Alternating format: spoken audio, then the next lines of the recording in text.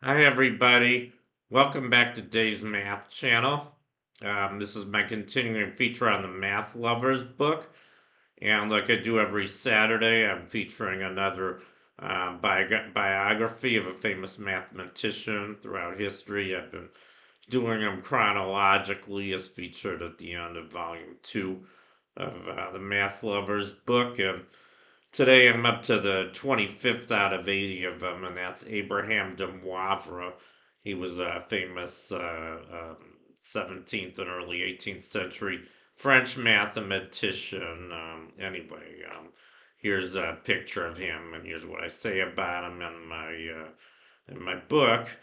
And he was kind of famous for a lot of different things. The thing he's most well known for is de Moivre's theorem, and this is an important result in complex analysis involving complex numbers.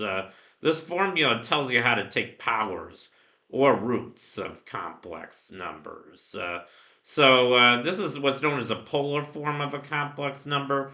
Z equals R times cosine theta plus I sine theta. Our cosine theta is X, that's the real part, and our sine theta is y, that's the imaginary part. And if you want to take the nth power of that, you just get you take the nth power of the modulus first. The modulus is what's called r, and then you replace the the argument. That's cosine theta plus I sine theta. You replace that with cosine n theta plus I sine n theta. So if you like the argument, that's usually what's known as theta, the angle of the complex number. That gets multiplied by n. And n doesn't have to be an integer. It can be, actually, it turns out it could be anything, but it could be a fraction, in which ways you could get roots as well. And I think when people first learn complex arithmetic, they learn it in this form. But actually, there's a much better way to learn this formula, I think. De Moivre discovered this formula, I think, around 1720. I don't know the exact year, but about 30 years later, Euler, Leonhard Euler, he's considered probably maybe the greatest mathematician of all time, at least one of the top five. He was amazing. German or Swiss mathematician from the 18th century, and he derived this form called Euler's formula.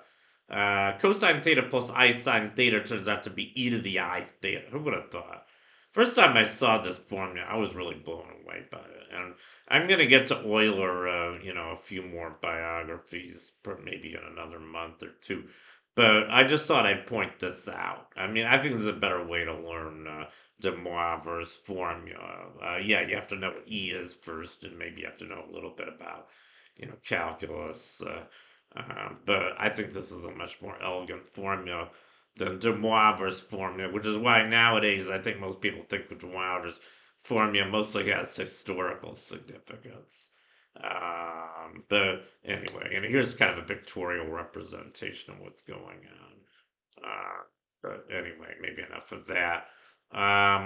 So what else did de Moivre do? He was also one of the pioneers of probability theory. He wrote a very influential book on probability theory. Here's a picture of it. I'm not even sure what the title is. I've never actually read this book or seen it.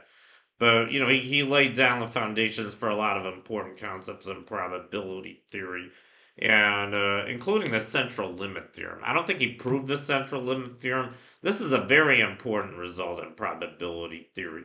What it says is if you take any random distribution, it doesn't matter what it is, like tossing a coin or rolling a fair die or a paradise. If you repeat it a large number of times, the distribution you get when you look at the sum.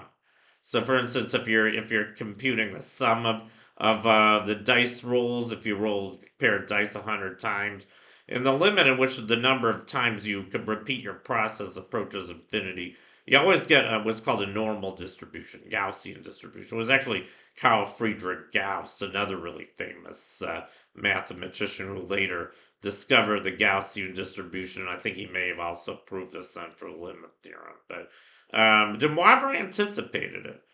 many years earlier. So I think this is a pretty brilliant insight he had.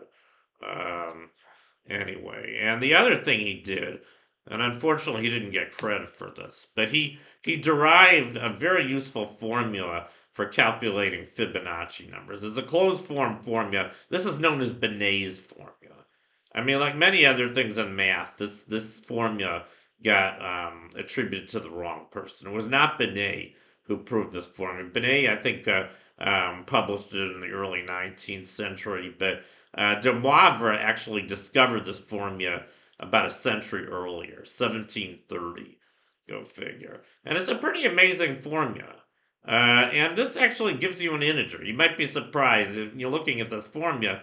It doesn't look like this number should necessarily be an integer, but it is.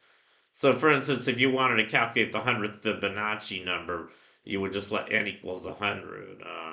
The thing on the left, the thing in parentheses on the left is the golden ratio.